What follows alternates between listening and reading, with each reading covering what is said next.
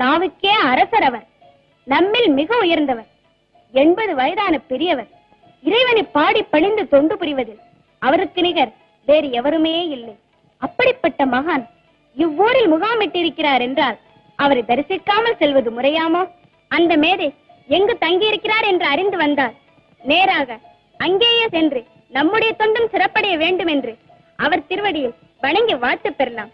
ஆகவே யாரேனும் ஒருவர் ஊருக்குள் சென்று நாவுக்கரசர் எங்கு தங்கியுள்ளார் என்று இடத்தை அறிந்து வாருங்கள். அடியேன் இங்குதான் இருக்கிறேன் ஐயா.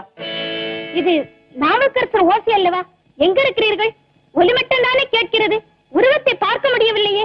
தங்கள் பல்லக்கி சுமந்து வருபவர்களில் நானும் ஒருவனாக இருக்கிறேன். சிவசிவா, இது என்ன அபச்சாரம்?